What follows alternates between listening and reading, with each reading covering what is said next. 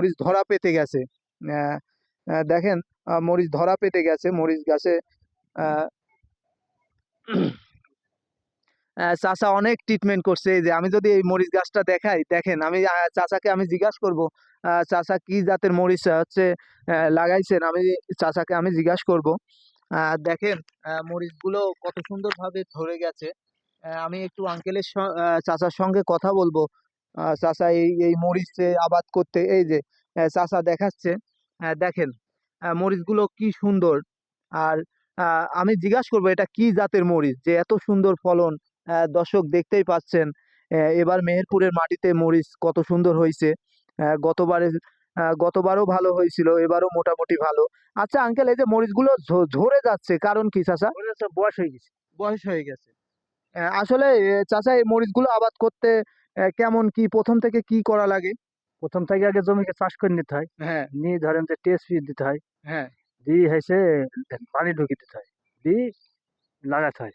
লাগানোর পরে হ্যাঁ তারপরে যে মরিচের চারাটা যে একটু বড় হবে, হ্যাঁ হ্যাঁ লাইন লাইন সার দিই টিএসপি, হ্যাঁ বাংলাদেশের টিএসপি সার দিই, TSP তারপরে 3 এশিয়া, হ্যাঁ তারপরে দানা বীজ যে যা যাই হোক যে পারে। যা দেয় তারপরে থাকি এই গাছটা যে বড় হবে বড় হবে। সেই সময় লাইন টানিয়ে দিই, মাটি কোদাল মাটি দিয়ে। টানি দেন।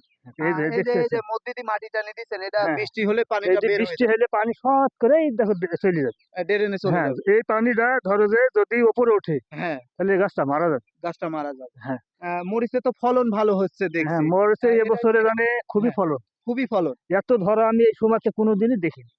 দর্শক দেখেন মরিচের ধরার ইয়েটা আমি দেখাই।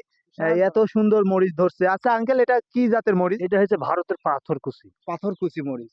এই বীজটা আপনারা কোথায় থেকে বীজটা সংগ্রহ হচ্ছে করছেন? আমি আমার চারা ছিল না, হ্যাঁ, গাজীপুর বর্ডার থেকে আমি কিনেছি। আমার জামাই আছে, গাজীপুর বর্ডার থেকে। আমার জামাই আহ, কিনে দিচ্ছে। আমাকে অনেকেও বলছে যে ওখানে ভালো ভালো মরিচের চারা পাওয়া যায়।